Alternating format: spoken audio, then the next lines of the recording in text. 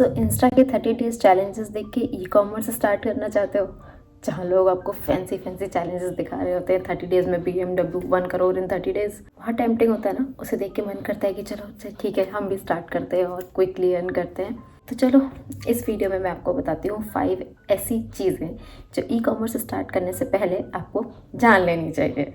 सो हाय, मैं हूँ रीना शर्मा और मैंने अपना ई कॉमर्स स्टार्ट किया है। अभी पिछले कुछ टाइम से मैं इसे रन कर रही हूँ और आज मैं ये वीडियो लेके आई हूँ ताकि आप भी समझ सको कि स्टार्टिंग में क्या मिस्टेक्स नहीं करनी है और किन किन चीज़ों का ध्यान रखना है जिससे आपका प्रोसेस स्मूथ हो पाए। ओके, तो फर्स्ट थिंग फर्स्ट, सबसे पहले डिस्कस कर लेते हैं डॉक्यूमेंट्स के बारे में, जो कि बहुत ज़्यादा इंपॉर्टेंट है। तो अगर आप मीशो पे स्टार्ट करना चाहते हो तो वहाँ आप बिना GST के स्टार्ट कर सकते हो, लेकिन सिर्फ आप अपने स्टेट में ही सेल कर पाओगे। मतलब जैसे मैं यूपी में रहती हूँ तो मैं अगर विदाउट GST काम करूँ तो मैं सिर्फ यूपी में ही सेल कर पाऊँगी और कहीं नहीं कर सकती। अगर आप GST के साथ करते हो तो आप फिर सब जगह पे कर सकते हो। बाकी फ्लिपकार्ट, अमेजॉन, ब्लिंकिट, ज़ेप्टो, अगर इन पे भी आपको आना है तो सबके लिए आपको GST रजिस्ट्रेशन ज़रूरी होता है। इसके अलावा एक और चीज़ होती है जो है करंट अकाउंट। करंट अकाउंट आपको किस बैंक में ओपन करना है या पहले डिसाइड कर लो, क्योंकि बहुत ज़रूरी होता है। हर बैंक की अपनी अपनी कंडीशंस हैं। गवर्नमेंट बैंक में खुलवाना है तो सिर्फ GST रजिस्ट्रेशन काफ़ी हो जाता है। अगर आपको प्राइवेट बैंक में जाना है तो फिर आपको GST के साथ साथ उद्यम का भी रजिस्ट्रेशन चाहिए होता है, तो वो भी करा लो। एक सील चाहिए होती है प्रोपराइटरशिप की, वो भी बनवा लीजिए। तो ये बेसिक 3 चीज़ें हैं, GST रजिस्ट्रेशन, उद्यम रजिस्ट्रेशन अगर आप प्राइवेट बैंक में जाते हो तो, बाकी आपका स्टैम्प। तो आप ये चीज़ें रेडी करके रखो ताकि आपका टाइम बाद में सेव हो सके। ओके, तो नेक्स्ट मोस्ट इम्पॉर्टेंट चीज़ जो बहुत ज़्यादा टेम्पटिंग है कि ई कॉमर्स क्विक मनी है। गलत, बिल्कुल गलत। ई कॉमर्स बिल्कुल भी क्विक मनी नहीं है, क्विक अर्निंग सोर्स बिल्कुल नहीं है। हाँ, आपको ऑर्डर्स आने लगते हैं, आपकी अप्रोच बढ़ जाती है, लेकिन ऐसा कुछ नहीं है। प्रॉपर स्ट्रगल है। जैसे अगर आप एक फिजिकल शॉप खोलते हो, उस शॉप में भी आपको 5 से 6 महीने लगते हैं स्टेब्लिश होने में, तब लोगों को समझ में आता है कि हाँ यहाँ पे कुछ है। सेम प्रोसेस ई कॉमर्स में भी कंटिन्यू रहता है, वहाँ भी आपको प्रॉपर स्ट्रगल करना पड़ता है। बस हाँ, इसके स्ट्रगल अलग है, उसके स्ट्रगल अलग है, पर है एटलीस्ट आपको 6 से 7 महीने देने ही पड़ते हैं एक डिसेंट लेवल तक आने के लिए। तो अगर ये सोच के आ रहे हो काम ज़्यादा नहीं करना पड़ेगा, क्विक मनी आ जाएगा, तो बिल्कुल मत आना, बैंड बच जाएगी। Okay, so the point number 3, pricing. Pricing बहुत बहुत बहुत ज़्यादा इंपॉर्टेंट होती है, ठीक है।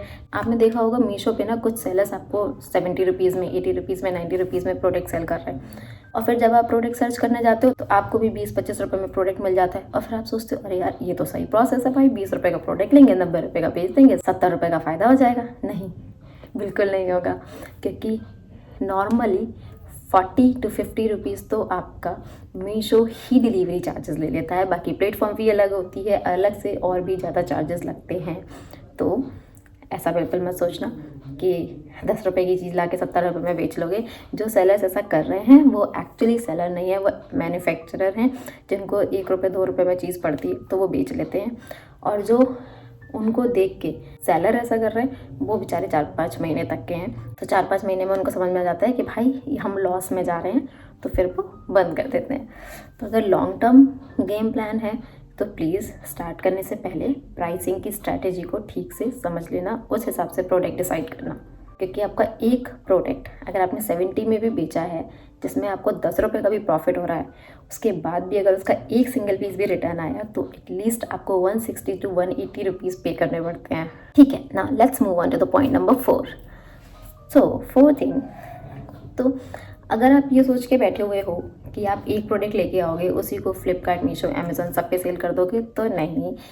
हाँ, आप ऐसा बिल्कुल कर सकते हो, लेकिन ऐसा बिल्कुल ज़रूरी नहीं है कि जो प्रोडक्ट आपका मीशो पे अच्छा काम कर रहा है, आपको अच्छा रिस्पांस दे रहा है, वो आपको अमेजोन पे और फ्लिपकार्ट पे भी दे। क्योंकि सारे प्लेटफॉर्म्स अलग हैं, उनके एल्गोरिदम्स अलग हैं, वहाँ के लोग अलग हैं, वहाँ क्राइटेरियाज अलग हैं, तो इस हिसाब से आपके प्रोडक्ट अलग अलग लेवल पे रन करते हैं। तो इसलिए बिल्कुल पॉसिबल है कि आपका जो मीशो का हीरो प्रोडक्ट है वो अमेजोन पे बिल्कुल ना चल रहा हो, और जो अमेजोन का हीरो प्रोडक्ट है वो मीशो पे ना चल रहा हो। सिंपल। 4-5 महीने आपको स्ट्रगल करना पड़ता है, समझना पड़ता है कि कौन सा प्रोडक्ट कहाँ पे बेटर एग्जिस्ट कर रहा है। Now the point number 5, patience. हर एक काम की तरह ई कॉमर्स में भी आपको बहुत ज़्यादा पेशेंस रखना पड़ता है, क्योंकि आप इनिशियली आपको वो दिन भी देखने पड़ेंगे जहाँ आपको हफ्तों तक ऑर्डर ज़ीरो रहेगा और उसके बाद में ऑर्डर नंबर्स बढ़ते भी हैं। चीज़ें। कभी कभी मुझे एक एक दिन के 10-10 12-12 ऑर्डर्स भी आ जाते हैं और कभी एक भी ऑर्डर नहीं होता। तो दोनों टाइप के डेज़ आपको मैनेज करने पड़ते हैं। रिटर्न आता है तो वो थोड़ा बुरा भी लगता है, लेकिन ठीक है, वो भी दिल पे पत्थर रख के रखना ही पड़ता है, तो वो चीज़ भी करनी है। लेकिन ये कि आपको कंसिस्टेंट रहना है, धीरे धीरे आपको उसमें कंटिन्यू ग्रो करना पड़ेगा, चीज़ों को समझना पड़ेगा, देखना पड़ेगा। और फिर जैसे जैसे आपको प्लेटफॉर्म की सेटिंग्स और एल्गोरिदम समझ में आने लगेगी ना कि कौन सा प्लेटफॉर्म कैसे काम करता है, आपके लिए ग्रो करना ईजी हो जाएगा। लेकिन हाँ, इनिशियली 4-5 महीने का स्ट्रगल रहता है प्रोडक्ट डिसाइड करने का, प्लेटफॉर्म्स को समझने का और सब्र का। तो अगर आपने वो 6-7 मंथ्स जो फेज़ है वो अगर आपने स्ट्रांगली क्लियर कर ली तो फिर आप बहुत अच्छे से ग्रो करोगे। अगर आप उस फेज़ में ब्रेक हुए तो बस गया, क्योंकि वही एक इम्पॉर्टेंट फेज़ है जहाँ आपको स्ट्रांग बन के रहना पड़ता है और डेली नए नए इमोशनल टर्मोइल आते रहेंगे, तो उनसे जूझना पड़ेगा। तो मेनली ये 5 चीज़ें हैं जो आपको ध्यान रखनी है स्टार्ट करने से पहले। स्टार्ट करने के बाद की बहुत सारी चीज़ें हैं, हर प्लेटफॉर्म पे अलग अलग है, जिनके बारे में हम कभी और डिस्कस करेंगे। लेकिन ये चीज़ पहले आप कंफर्म कर लो, अपने मार्केट देख लो, समझ लो क्या रखना है, कैसे प्राइसिंग है, प्राइसिंग स्ट्रेटजी समझ लो, प्राइसिंग का ब्रेकडाउन समझो, उसके बाद प्रोडक्ट डिसाइड करो और बाकी का सारा प्रोसेस देखो कि आपको चीज़ें कैसे मैनेज करनी है। इंस्टा के 30 डेज़ चैलेंजेस को देख के, लोगों की जर्नी को देख के मत जज करो, अपने कैलिबर देखो, अपना टाइम स्पेस देखो, उस हिसाब से चीज़ों को मैनेज करो।